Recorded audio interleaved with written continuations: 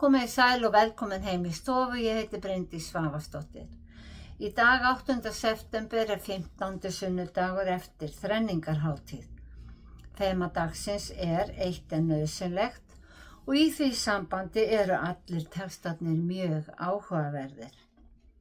Í lexíunni hafði fólkið í eyðimörkinni steypt sér gullkálf. Í pistlinu stendur: Trúin samfara nægjusemi mikill gróðavegur.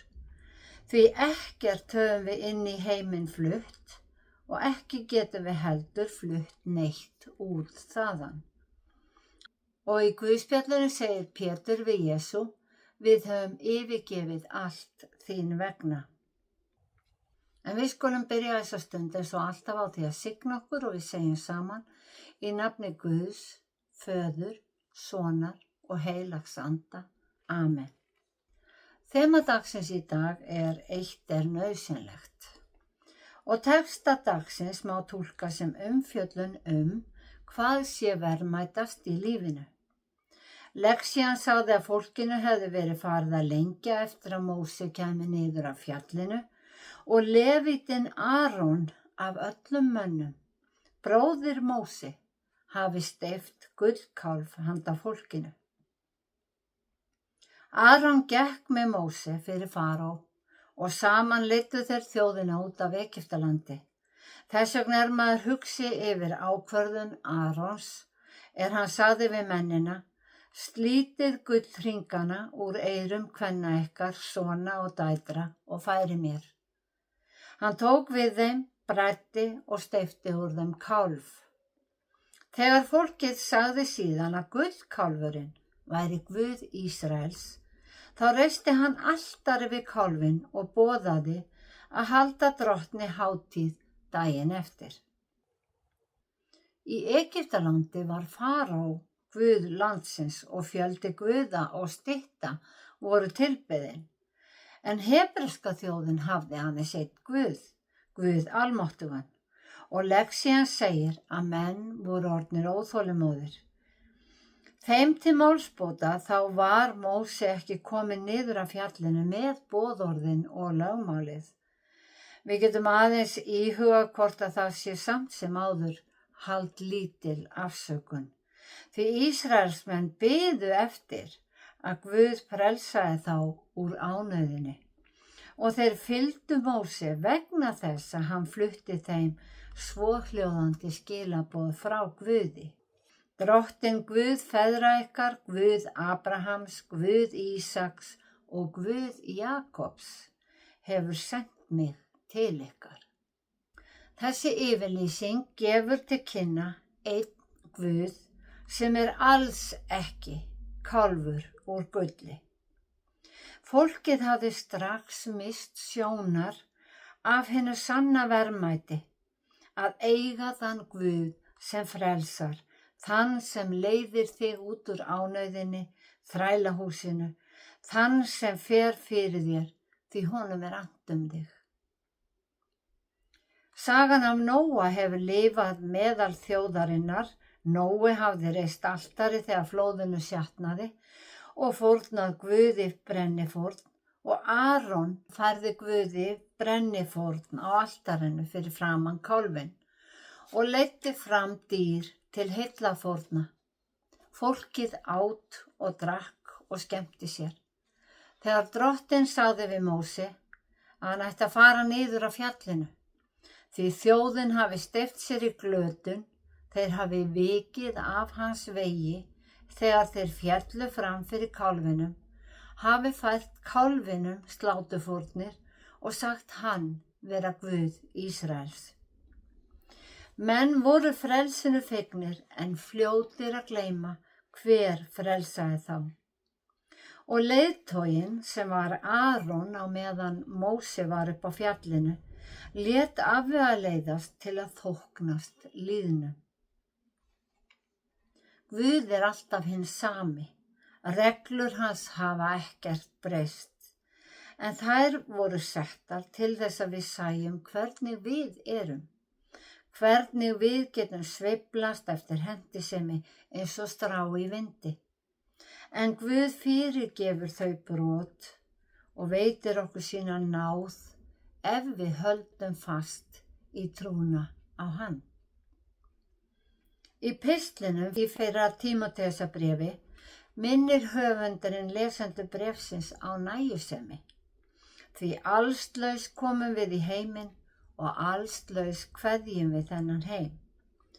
Þeim eigi að nægja bæði fæði og klæði, eins og þegar Jesús sendi þá út 2 og 2 og hann bauð þeim að taka ekkert til ferðarinnar annað en staf, ekki brauð, mal né peninga í belti.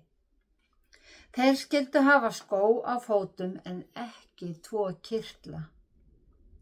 Þetta er uppskriftin fyrir trúboð, að stíga fram án þess að geta veitt viðtakandanum neitt annað en orð Guðs. Allslausir skyldu lærisveinarnir komast að raunum að Drottinn færi fyrir þeim, myndi greiða götu þeirra og myndi sjá þeim fyrir öllu sem þeir þyrftu.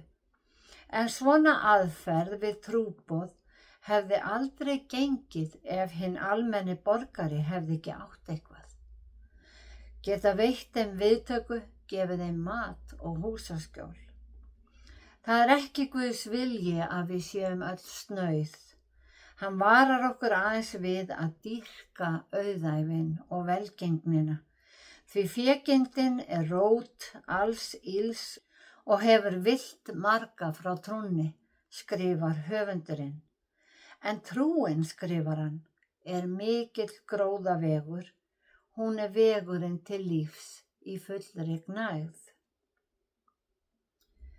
Margir halda að þeir geti tekið ákvörðun í trúmálum eftir dauðan.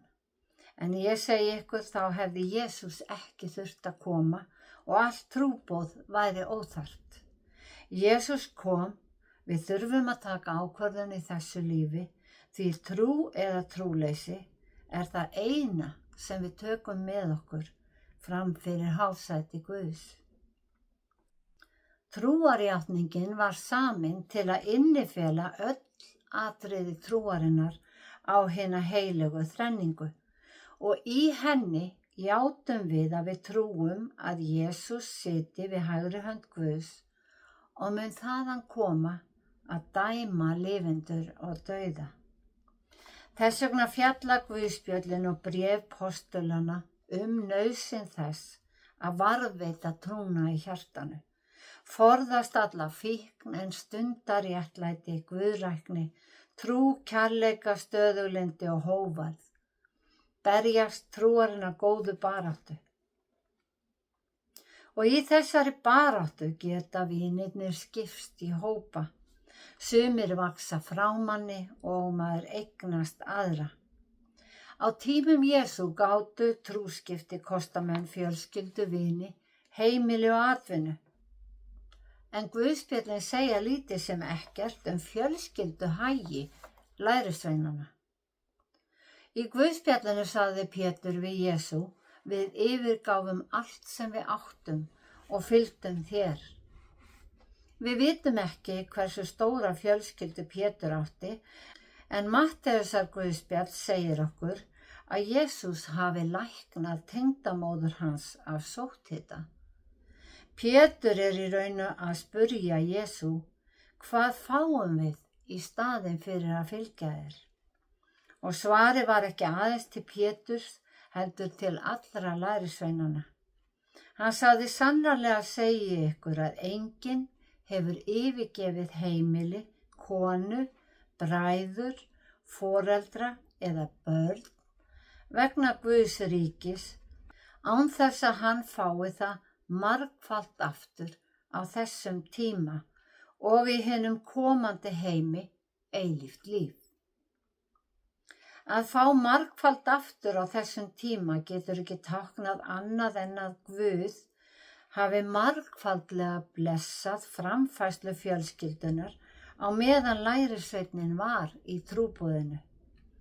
Hér er Jesús ekki að segja að menn verði auðugir af því að boða Guðs orð, því að menn átt að lækna, reka út illa anda og miðla fagnaðarerindinu án greiðslu. Þeir yrðu ekki ríkir nema í hjartanu, en þeir gátu verið rólegir og áhyggjulausir með framfærslu fjölskyldunar á meðan. Launin sem biðu þeirra var eilíft líf í hinum komandi heimi. Við gætum auðveldlega misskilið að lærisveinarnir fengju eilíft líf í staðinn fyrir að yfirgefa fjölskyldu og heimili, en svo er ekki. Trú þeirra mun bjarga þeim eins og okkur hinum. En gleði þeirra er þeir hitta þá í ríki Guðs sem þeir fluttu góðu fréttirnar náð Guðs verður kannski meiri en okkar hinna.